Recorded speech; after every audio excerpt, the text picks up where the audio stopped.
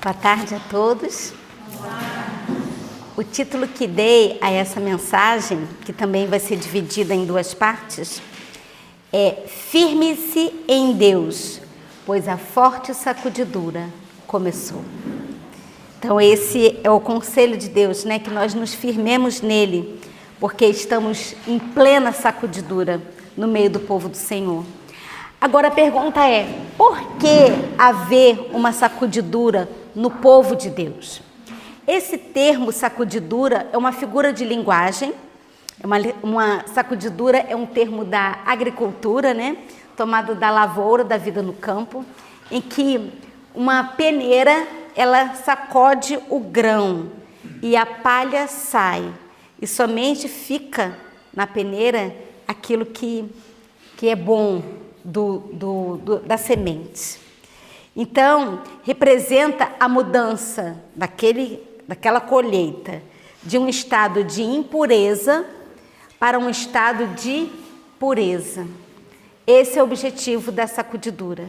Sacudir o povo de Deus para tirar a escória, aquilo que não presta, aquilo que não vai ser levado para o celeiro do Senhor.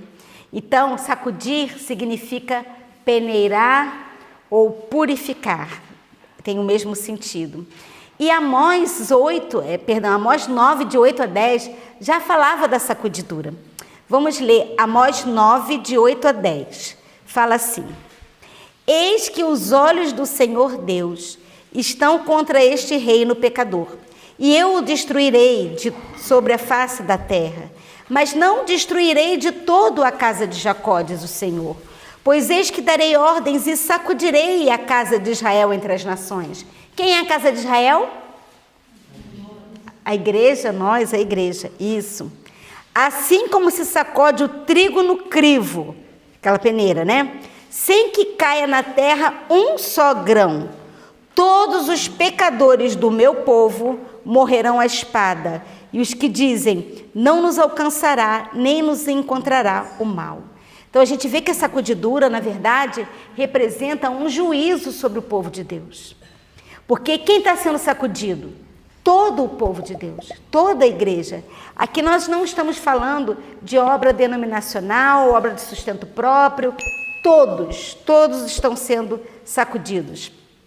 E em Testemunhos Seletos, volume 2, 548, o irmão White fala assim: estamos no tempo da sacudidura. Então isso significa que a sacudidura começou lá atrás. Vocês estão vendo que o alto clamor começou lá atrás, a chuva serôdia começou lá atrás. Então a gente vai ver que tudo começou naquela época. Estamos no tempo da sacudidura. E o Senhor não desculpará os que conhecem a verdade e se não obedecem os seus mandamentos por palavras e ação. Então Deus não vai desculpar aquele que sabe o que tem que fazer, que conhece a verdade, mas que continua na vida de mornidão, aquela vida, aquele estado nauseante que é a igreja de Laodiceia. Porque a testemunha fiel e verdadeira fala que está a ponto de vomitar da boca. Porque vocês já tentaram tomar uma água morna de manhã em jejum? É horrível, né? Dá vontade realmente de colocar para fora. E é exatamente essa situação. Não é quente nem frio, é morno, é nauseante. Essa é uma situação de letargia espiritual, de mornidão, de indolência. E primeiro volume de Testemunhos para a Igreja, 429, ela fala: vi que estamos agora no tempo da sacudidura. Então a sacudidura que começou lá, porque a gente sabe que aquele momento era a época em que Jesus viria, logo 2 anos depois de 1888, vocês sabem disso. Então tudo já estava pronto. Sacudidura, chuva serôdia, as pessoas estavam sendo seladas. Então assim, tudo já estava pronto. Mas não aconteceu por causa da incredulidade. E hoje nós estamos em plena sacudidura. Nós estamos sendo joeirados, que é um outro termo, né, para sacudidura.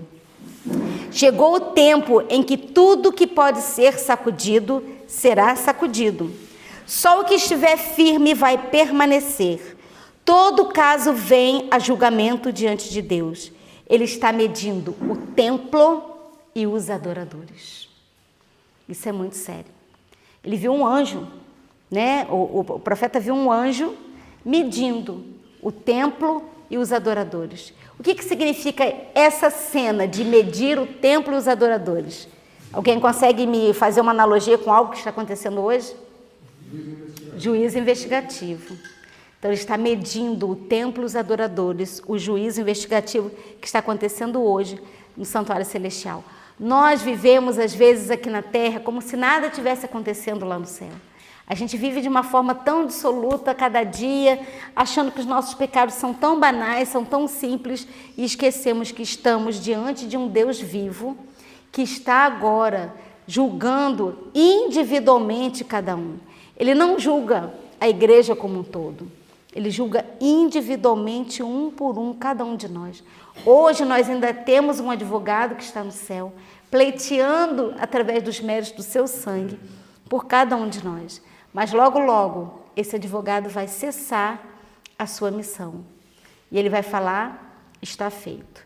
Que o justo continue praticando justiça, porque não tem mais como se perder.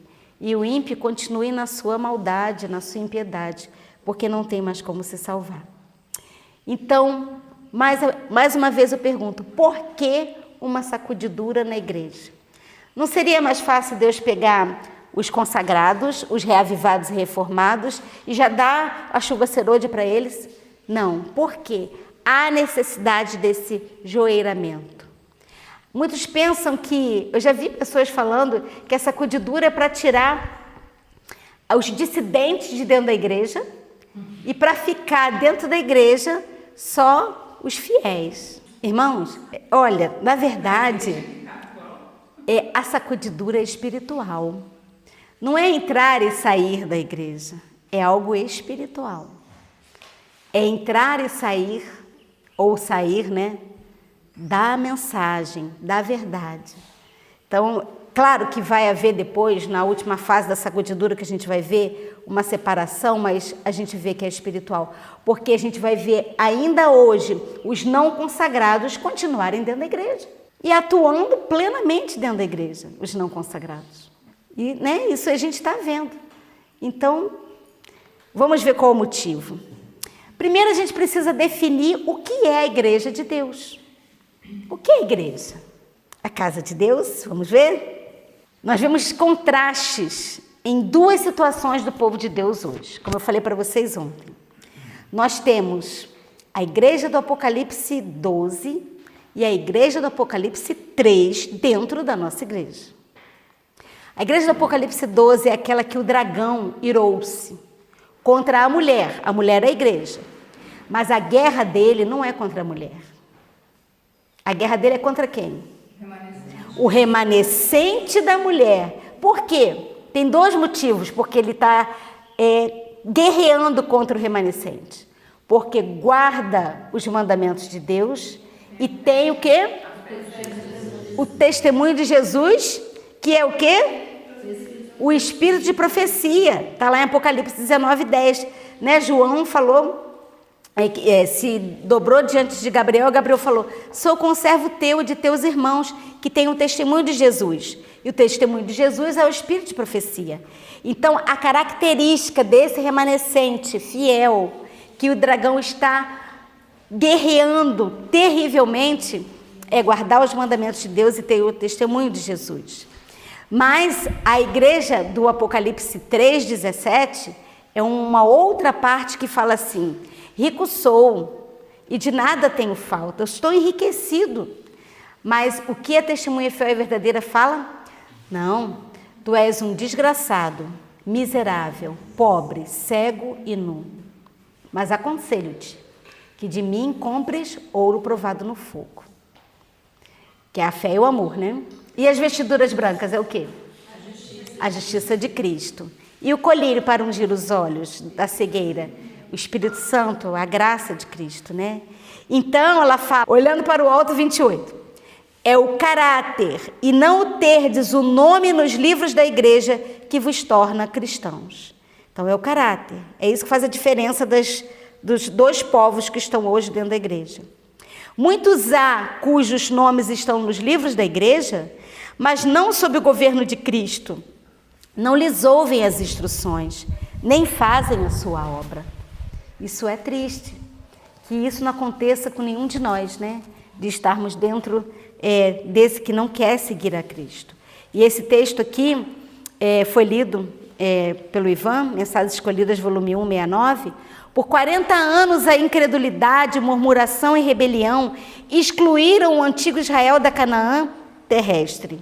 E os mesmos pecados têm retardado a entrada do moderno Israel na Canaã celeste. Em nenhum dos casos as promessas de Deus estiveram em falta. Então o problema não foi a promessa de Deus, porque Ele prometeu, Ele cumpre. Mas foi a incredulidade, o mundanismo e a falta de consagração e a contenda entre o professo povo do Senhor que nos tem conservado neste mundo de pecado, dor por tantos anos. E são esses pecados que vão fazer com que aqueles que professam ser da verdade presente... Gente, eu fico preocupada com esse termo, vou falar para vocês por quê. Vai acontecer de aqueles que professam a verdade presente saírem fora do crivo. Incredulidade, murmuração, contenda. E muitos falam assim, eu sou da verdade presente. Já viram isso?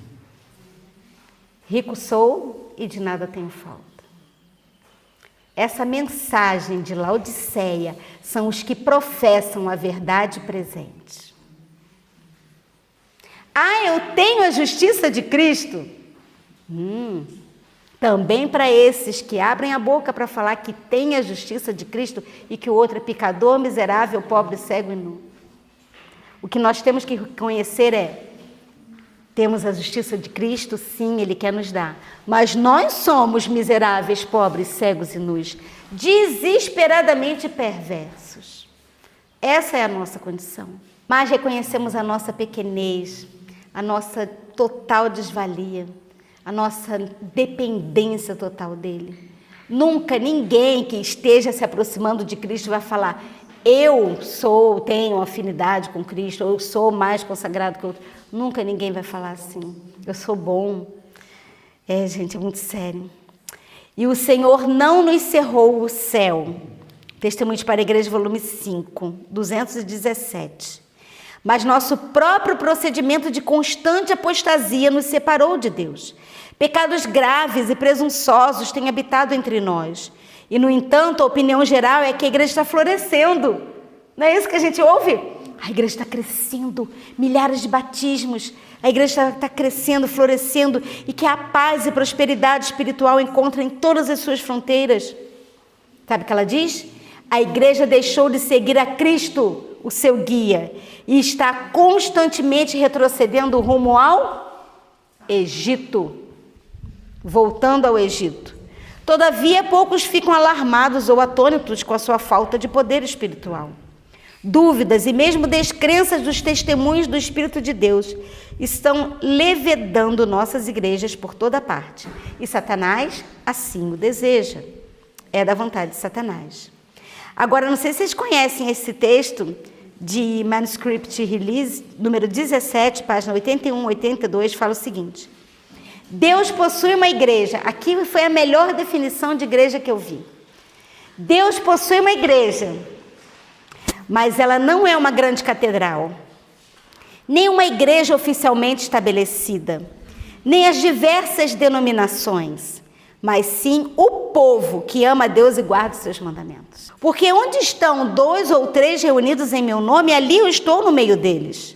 Mateus 18, 20. Ainda que Cristo esteja entre poucos humildes, esta é a sua igreja, pois somente a presença do alto e sublime que habita a eternidade pode constituir uma igreja. Então é muito clara a definição de igreja. A definição de igreja é o quê? É povo. Então Deus não vai levar um rótulo, Ele vai levar um povo. E tem povo fiel, como a gente viu agora, foi o Jonathan que falou, nas diversas corporações cristãs, protestantes que existem. Tem povo de Deus lá, aliás, a maioria está lá. Ele faz um convite, sai dela, povo meu, sai de Babilônia, povo meu. E a gente sabe que o joio e o trigo vão crescer juntos. Não pode arrancar o joio porque ele é tão parecido com o trigo, porque quando arrancar o joio, o trigo sai também. Então é muito parecido, há uma similaridade. Mas na hora da crise, na crise que está por vir, decreto dominical, tempo de angústia prévio, na hora da crise, muitos abandonarão a fé, porque não vão estar o quê? Alicerçados com a consagração, com o reavivamento e a reforma. Esse é o nosso preparo hoje. Lá em Romanos 9, 27 e 28 fala: ainda que o número dos filhos de Israel seja como a areia do mar, só o remanescente é que será salvo. Eu posso parafrasear: ainda que o número dos integrantes da nossa igreja seja de 20 milhões em todo o mundo, só o remanescente dela é que vai escapar. Só o remanescente. Irmãos, a gente vai ver no estudo do selamento que o funil é muito estreito. É muito estreito. E a gente se acomoda. Tem vaga para todo mundo. Deus vai aceitar todos porque Deus é perdoador, Deus é bom, Ele é perdoador, mas Ele é um justo juiz também. Embora seja um misericordioso Deus. Nesse tempo, o ouro será separado da escória da igreja. Isaías 10 fala a mesma coisa. Os restantes, 21, 10, 21, 22. Os restantes se converterão ao Deus forte, sim. Os restantes de Jacó. Porque ainda que teu povo, ó Israel, seja como a areia do mar, só o remanescente dele se converterá. E uma destruição está determinada, transbordando em justiça. Irmãos, Deus não trabalha com quantidade. Nunca foi assim. Ele trabalha com qualidade. Quantos escaparam no dilúvio? 8 vivos, né? A gente sabe que alguns morreram antes do dilúvio, salvos, como Matusalém, por exemplo. Mas vivos, 8. Quantos voltaram daquelas... Quando Deus mostrava assim algo tremendo que ia acontecer, sempre sobrava o quê? Quantos se dobraram diante da estátua de Nabucodonosor? A massa. E quantos ficaram de pé e não se dobraram? Somente 3. Verdade, né? Então a gente vê que lá os espias, quantos escaparam? 2, Josué e Calebe. Sodoma e Gomorra, quantos? 3. A princípio eram 4, né? Mas a esposa de Ló olhou para trás. Então Deus não trabalha com quantidade, sim com qualidade. Mensagens Escolhidas, volume 2, fala na página 14. Introduzir-se-ão divisões na igreja. Desenvolver-se-ão 2 partidos. O trigo e o joio crescerão juntos para a ceifa. E é o que a gente vê hoje. 2 partidos. Um ensina uma coisa, outro ensina outra. É a natureza de Cristo pré, a natureza de Cristo pós, a vitória sobre o pecado, vai pecar até Jesus voltar e por aí vai. É assim, é dividido. Mas tem que ter uma verdade. Só existe uma verdade. E por isso que a gente precisa firmar na palavra de Deus para conhecer a verdade. Enquanto Cristo semeia a boa semente, Satanás semeia o joio. 2 influências oponentes se exercem continuamente sobre os membros da igreja. Uma influência atua a favor da purificação da igreja, chamando o povo à consagração, à entrega, à união com Deus, à comunhão. E a outra fala a favor da corrupção do povo de Deus. Não, você vai pecar até Jesus voltar. Por quê? Porque gosta de pecar. Tem amor ao pecado, apego ao pecado. Logo o povo de Deus será provado por ardentes provas. E a grande proporção dos que agora parecem genuínos e verdadeiros demonstrar-se-á metal vil. Aqueles que hoje se mostram como genuínos e verdadeiros, nossa, tremendo cristão da verdade presente, olha, ele prega, ele se veste bem, ele come bem, ele mora no campo. Metal vil. Só Deus conhece o coração. Então, capa exterior não vale nada para Deus. É o coração. E ainda bem que o nosso Deus conhece profundamente o nosso coração. O coração de cada um. Ele sabe que nós somos miseráveis, mas sabe que os que estão aqui estão querendo sair dessa condição de miserabilidade. Amém. E querem se voltar totalmente para Deus. Vocês lembram da parábola das 10 virgens? Claro, né? Quantas tinham lâmpadas? Todas. Isso é o quê? Uma aparência, a irmã White fala aqui, exterior de religião. Mas unicamente 5 delas possuíam piedade interior. 5 estavam carecendo do óleo da graça. E o espírito de vida em Cristo, que é o Espírito Santo, não lhes habitava o coração. Então, 5 tinham o Espírito Santo e outras não. Sem o óleo da graça, de que servia levar consigo uma lâmpada de profissão de fé se não tem o Espírito? Aqui está o maior engano que pode afetar a mente humana, em que as pessoas creiam que estão certas quando estão erradas. São achadas em falta quando é tarde demais para sempre. A classe representada pelas virgens loucas não é hipócrita. Isso é forte. Tem consideração pela verdade. Até então, parece que a gente consegue identificar. Ó, não é hipócrita, tem consideração pela verdade, advogam a verdade, são atraídos aos que creem na verdade. Mas a diferença é, não se entregaram à operação do Espírito Santo. Não caíam sobre a rocha que é Cristo Jesus e não permitiram que a sua velha natureza fosse quebrantada. A classe representada pelas virgens loucas contentou-se com uma obra superficial. Acorda de manhã, ora, lê a Bíblia, vai para o trabalho.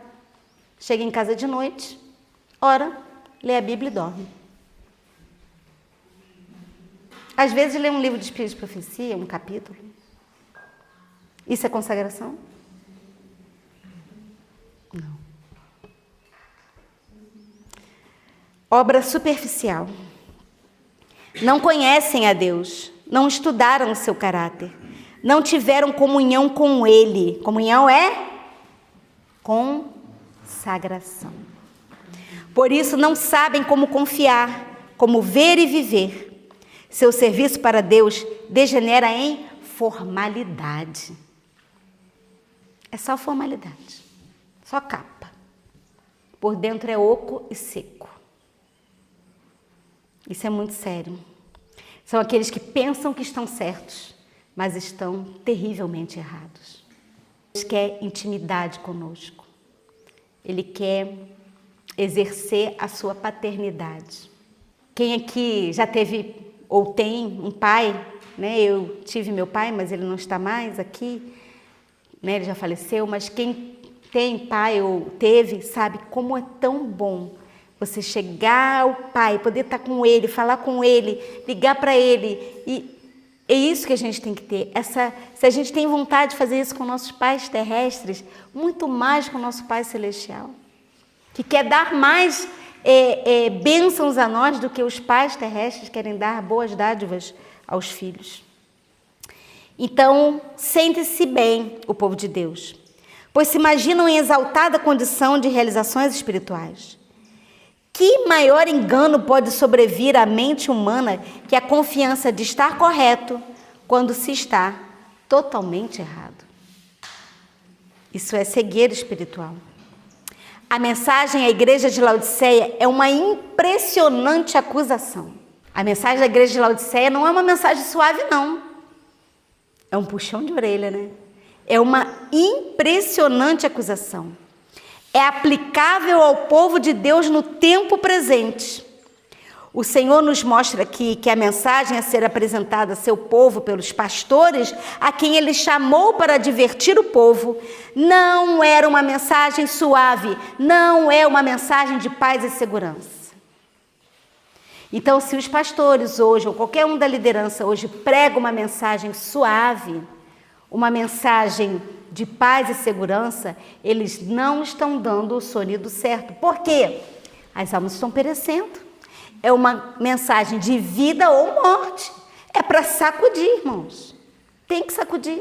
A mensagem é forte. Nós vimos ontem. A nossa mensagem é agressiva. A gente não pode, agressiva no sentido de tenaz, ousada.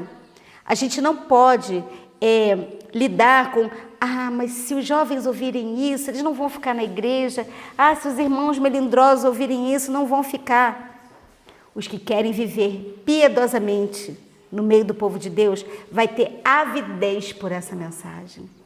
Porque vão querer ter a mente de Cristo para compreender essa mensagem plenamente. Agora, aqueles que ficarem melindrados, não, está me acusando, os testemunhos são só para acusar, não vão ficar e nem vão aceitar essa mensagem. Então, não podemos aceitar a paz em meio à apostasia. Os que são repreendidos pelo Espírito de Deus não devem insurgir-se contra o humilde instrumento. É Deus, e não um falível mortal, que falou para salvá-los da ruína. Os que desprezam a advertência serão deixados na cegueira para se iludirem a si mesmos. Testemunhos Seletos 1:332. A mensagem da testemunha verdadeira encontra o povo em triste engano, todavia sincero nesse engano. Eles não sabem que sua condição é deplorável à vista de Deus, enquanto aqueles que são abordados se lisonjeiam de achar-se em exaltada condição espiritual. A mensagem da testemunha verdadeira destrói sua segurança com a surpreendente denúncia de seu verdadeiro estado espiritual, de cegueira, pobreza e miséria. Sabe quem fica no crivo? O que reconhece que é miserável, pobre, cego e nu e desgraçado. Esse fica. Quem pula? Ricos e abastados. Eu sou da igreja verdadeira. Eu estou em mais de 200 países do mundo. Eu tenho a verdade. Eu. Satanás falou a mesma coisa. Subirei no mais altos céus. Colocarei o meu trono acima das estrelas de Deus. Eu. Enquanto que a mensagem da justiça de Cristo fala que o nosso eu tem que estar no pó. Reconhecer que somos pó. Difícil é aos que se acham seguros em suas realizações e que se acreditam ricos em conhecimento espiritual, receber a mensagem que declara acharem-se enganados e necessitados de todas as graças espirituais. O coração não santificado é enganoso mais do que todas as coisas e é perverso. Jeremias 17:9. Vi que muitos se estão lisonjeando de ser bons cristãos, os quais não têm nenhum raio da luz de Cristo. Misericórdia, Senhor. Nenhum raio da luz de Cristo tem esses. E a positiva mensagem de repreensão aos laodiceanos não é acatada. A gente vai ver as fases da sacudidura. E numa das fases é rejeitar o testemunho da testemunha fiel e verdadeira à igreja de Laodiceia. Que são esses conselhos, de comprar ouro provado no fogo, as vestes brancas e o colírio. Muitos se apegam às suas dúvidas e seus pecados acariciados, enquanto se encontram em tão grande engano que dizem e sentem que não necessitam de nada. Faltam-lhes quase todos os requisitos necessários ao aperfeiçoamento do caráter cristão. Eles não têm conhecimento prático da verdade bíblica. Por isso, a gente lê tanto a palavra do Senhor, mas às vezes a gente não atenta para mastigar e meditar os versos. João 17:3 fala: a vida eterna é esta. O que é a vida eterna? Que te conheçam a ti só como o único Deus verdadeiro, é Jesus Cristo a quem enviaste. Então o que é a vida eterna? Conhecer a Deus. E como que você conhece a Deus? Intimidade. É a sua palavra, é a convivência, é a consagração, é você saber o que Deus vai fazer, é você confiar o que Ele vai responder, é saber que Ele está te ouvindo e está se inclinando, já dando a resposta da oração. Isso é conhecer, é saber o que Ele vai fazer. Por exemplo, você sabe o que o seu filho vai fazer porque você já conhece ele. É intimidade. É assim. Então, a falta desse conhecimento é que vai fazer muitos se perderem. Não estão vivendo em obediências a todos os reclamos divinos. A mensagem da testemunha verdadeira, porém, revela que terrível engano pesa sobre o nosso povo, o que torna necessário dirigir-lhe advertências para o despertar da indiferença espiritual e estimular para uma ação decidida. Então, o que é a sacudidura? Qual o objetivo da sacudidura? Quer dizer, ela veio, né, a gente vai ver os motivos, que é o quê? É peneirar, é provar o caráter, é para que a escória saia e fique no crivo bom grão. Só que isso daí vai despertar muitos, e os que estavam cambaleando, muitos virão para a verdade e tomarão uma decisão firme pela verdade. Amém. Os pastores que pregam a verdade presente não devem negligenciar a solene mensagem dirigida aos laodiceanos. O testemunho da testemunha verdadeira não é uma mensagem suave. Não é. Segundo o que Deus me mostrou, é preciso haver também entre os pastores uma sacudidura, a fim de serem eliminados os negligentes, os preguiçosos e os comodistas, e permanecer um grupo fiel, puro e abnegado, que não busque seu bem-estar pessoal, mas administre fielmente na palavra e na doutrina, dispondo-se a sofrer e suportar todas as coisas por amor de Cristo e salvar aqueles por quem Jesus morreu. Sintam esses servos o ai que sobre eles pesa, se não pregarem o evangelho verdadeiro. Gente, que responsabilidade. Vai sofrer um ai se não pregar o evangelho verdadeiro. Essa mensagem piegas, que só fala do amor sem mostrar a necessidade de mudança de caráter, essa mensagem não é a que Deus está aprovando. É muito sério. Então, os que não foram reavivados, os que não passaram pela reforma, eles abandonarão as fileiras da verdade e serão joeirados. Esses sairão do crivo. Olha o que ela diz. É uma solene declaração que faço à igreja. Quem é a igreja? O povo de Deus hoje. Que nenhum entre 20 dos nomes que se acham registrados no livro da igreja está preparado para finalizar sua história terrestre e achar-se-ia tão verdadeiramente sem Deus e sem esperança no mundo como um pecador comum. Professam servir a Deus, mas estão servindo mais fervorosamente a Mamon. Quem é Mamon? Então, nenhum entre 20. Gente, é um percentual micro, né? Muito pouco. E a gente sabe que Deus levantou 3 Elias para trazer uma mensagem poderosa. Quem são os 3 Elias? Quem é o primeiro Elias? O Elias, o próprio Elias. Uma mensagem tremenda. Quem é o segundo Elias? João Batista. E o terceiro Elias? A última geração. Vamos ver algumas características dos 3 Elias. Do primeiro Elias, do segundo, que é o João Batista, e a última geração. A missão, preparar o caminho do Senhor. Todos os 3 tiveram essa missão. Consagração, a característica. Consagração, humildade, temperança e simplicidade. Essas características.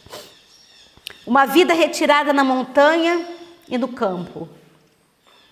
Ou seja, aceitou a reforma da vida do campo. Autoridade, fervor e ousadia na mensagem. Não vai se acabrunhar e falar, isso eu não prego porque eu vou atacar a igreja, isso eu não falo porque tem chavões, não é bem assim, eu vou evitar certas palavras. A verdade tem que ser dita. Claro, de que forma? Com amor, com humildade, mas tem que ser dita. Não pode ser negligenciada para agradar a certos ouvidos. Mas a igreja precisa de leitinho, de comidinha leve. Até quando? Jesus está às portas. Estamos em pleno selamento. Ainda está na hora de ficar tomando leitinho? E a mensagem também é de arrependimento, reavivamento, reforma e conclamando para a decisão. E outra característica dos 3 Elias é que é odiado pela liderança. Não pense que você pregando essa mensagem a liderança vai te amar. Não vai.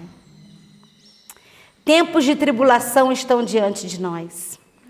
Em muitos casos, nossos amigos nos rejeitarão.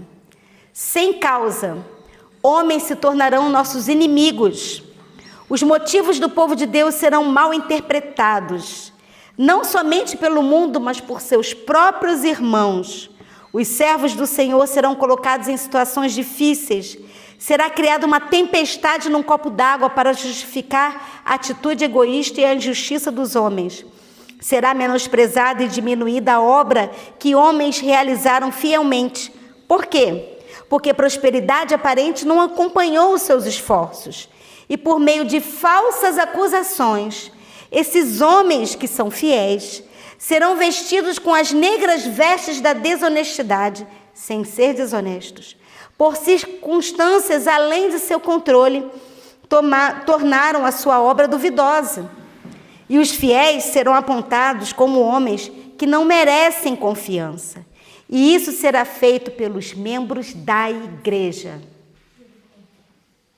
Aqui, igreja, vai além de obra denominacional. Essa definição aqui é além da obra do sustento próprio. São os da verdade presente. Todos vão difamar, vão caluniar quem estiver levando essa mensagem. E os servos de Deus devem armar-se com o quê? Ah, gente, que frase linda. Armar-se com a justiça de Cristo. Amém? Amém. Não devem esperar que vão escapar de insulto ou injustiça. Serão chamados de exaltados e fanáticos. Mas não desanimem. A mão de Deus está na direção de sua providência, guiando sua obra para a glória do seu nome. Amém. Amém. Isso está aqui na coleção Spalding Maguen, que agora já temos em português, né? Na página 370. Deus está peneirando o seu povo. Ele terá uma igreja limpa e santa. Olha que lindo. Não podemos ler o coração do homem, mas o Senhor proveu meios para manter a igreja pura. Levantou-se um povo corrupto que não poderia viver com o povo de Deus. Ao aproximar-nos do juízo, todos revelarão seu verdadeiro caráter e ficará claro a que companhia pertencem. A peneira está se movendo. Não digamos, detém a mão, ó Deus. A igreja precisa e deve ser expurgada, e o será. Amém. Amém. Há necessidade. Vocês estão percebendo que a sacudidura é uma necessidade? Isso está em Testemunhos, volume 1, 99 e 100. Há uma necessidade. Por quê? Só os que ficarem no crivo é que vão receber a chuva serôdia e o selamento. Não tem jeito. Se você arrancar o trigo, o joio vai trigo junto. É Jesus que faz essa ceifa. O apóstolo Paulo exorta os irmãos dizendo: no demais, irmãos meus, fortalecei-vos no Senhor e na força do seu poder. Revesti-vos de toda a armadura de Deus, para que possais estar firmes no dia mau, e havendo feito tudo, ficar firmes. Efésios 6, de 10 a 13. Oh, que dia está diante de nós! Que sacudidura haverá entre os que se dizem filhos de Deus!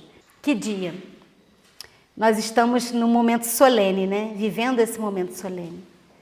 Momentos difíceis, tempo de angústia prévio, que o Jonathan vai falar sobre esse tempo de angústia prévio. Os dias de purificação da igreja estão chegando rapidamente. E Deus terá um povo puro e fiel. No grande peneiramento prestes a acontecer, seremos melhor capacitados a medir a força de Israel. Os sinais revelam que o tempo está próximo, quando o Senhor mostrará que a ferramenta está em sua mão e que é Ele que limpará completamente a eira. Ele está fazendo esse peneiramento entre nós? Está. E aquele que pensa que está de pé, cuidado para que não caia. Então, nós temos que tirar de nós toda arrogância, toda presunção, tudo aquilo que realmente a gente vê que não é de Deus, e nos colocarmos completamente, inteiramente a Deus, nas mãos do Senhor, e entregar a nossa vida a Ele. Nós vimos ontem que mesmo que a gente tenha que clamar, chorar aos pés do Senhor, em prantos, e falar: Senhor, purifica o meu coração. Eu não quero mais pertencer a Satanás, eu quero pertencer ao Senhor. E Ele vai fazer essa obra porque Ele deseja. Vocês lembram que quando Jesus curava os homens que estavam doentes aqui na terra, os coxos, os cegos. Ele às vezes curava alguns, outros não, ou alguns ele mandava se lavar. Às vezes não era imediato.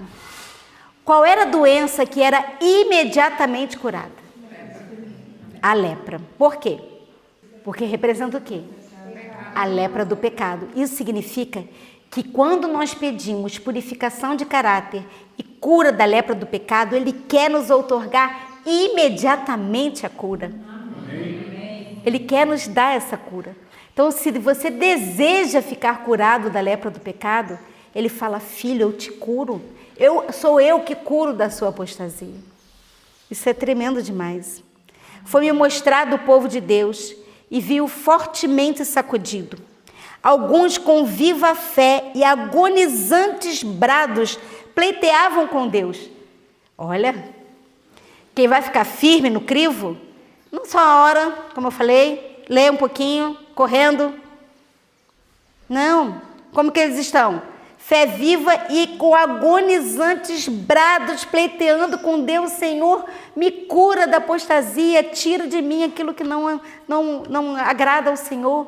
Cura o meu pecado, tira completamente, chorando, clamando aos pés do Senhor pela própria condição, pela sua própria condição. São esses que vão ficar firmes na sacudidura. Vi que alguns não participavam dessa obra de súplica intensa. Pareciam indiferentes e descuidosos.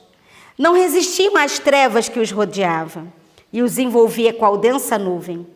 Os anjos de Deus deixaram-nos e viu-os apressar-se em auxílio dos que lutavam com todas as energias para resistir aos anjos maus, procurando ajudar-se a si mesmos, invocando perseverantemente a Deus. Mas os anjos abandonaram os que não se esforçavam por ajudar-se a si mesmos e perdiam-os de vista, enquanto que os que oravam prosseguiram em seus clamores fervorosos. Um raio de luz provindo de Jesus sobre eles incidia de quando em quando, a fim de os encorajar e iluminar-lhes o semblante. Gente, que tremendo! Os anjos estão ajudando como seres ministradores aqueles que vão herdar a salvação. Aqueles que estão clamando, que estão chorando, né? Bem-aventurados os que choram, porque serão consolados. Não é que vive choramingando, não. É chorar pelas mazelas da vida, pelos pecados cometidos. Os que têm fome e sede de justiça de Cristo. Então são esses que os anjos vão estar ao lado, porque eles vão estar levantando clamores fervorosos. Então, somente esses que estão pleiteando com Deus é que terão a ajuda do céu. Perguntei o significado da sacudidura que eu vira. E foi-me mostrado que era determinada pelo testemunho direto contido no conselho da testemunha fiel e verdadeira igreja de Laodiceia. Isso produzirá efeito no coração daquele que o receber e o levará a empunhar o estandarte e propagar a verdade direta.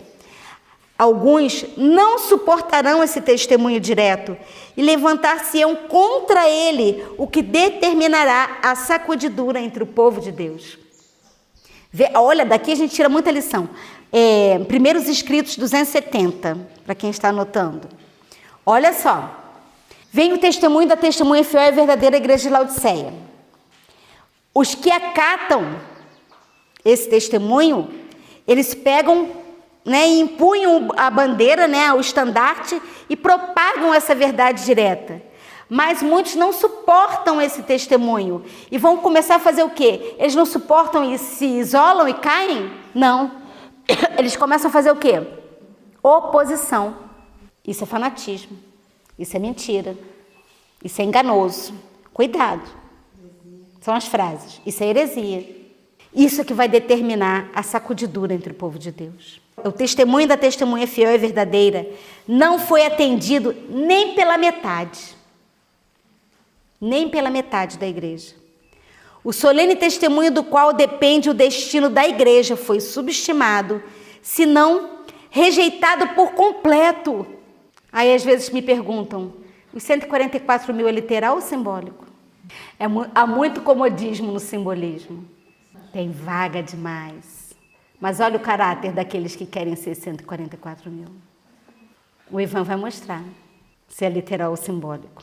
Esse testemunho tem que realizar o arrependimento profundo, e todos os que de fato receberem, obedecer-lhe-ão e serão purificados. Disse o anjo para ela: escute!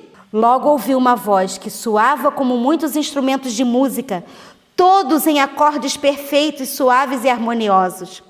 Ultrapassava qualquer música que já ouvia. Parecia plena de misericórdia, compaixão e regozijo santo e enobrecedor.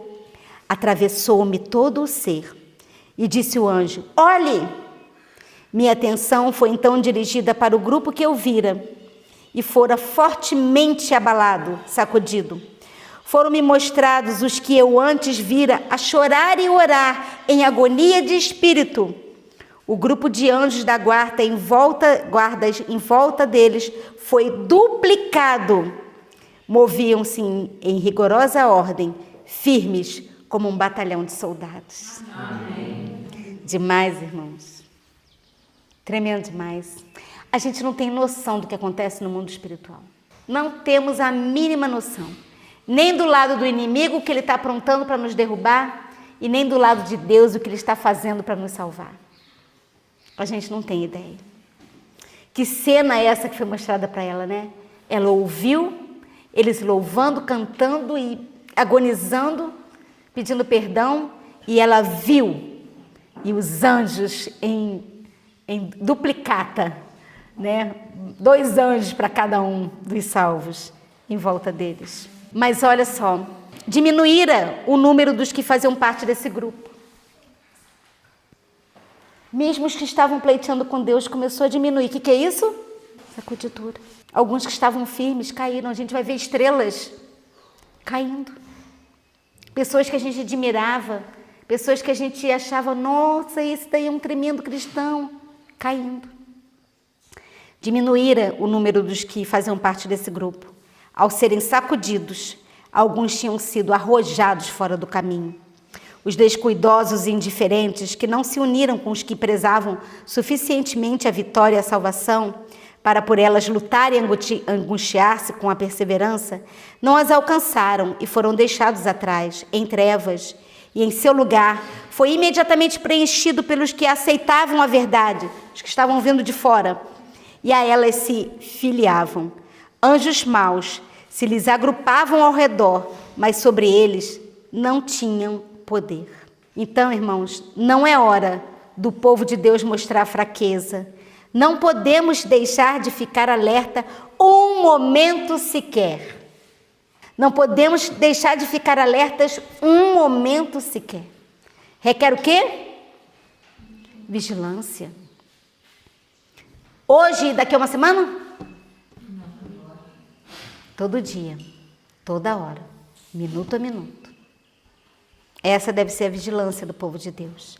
Começou a forte sacudidura, primeiros escritos, página 50, e continuará. E todos os que não estiverem dispostos a assumir uma posição ousada e tenaz em prol da verdade e sacrificar-se por Deus e por sua causa, serão joeirados.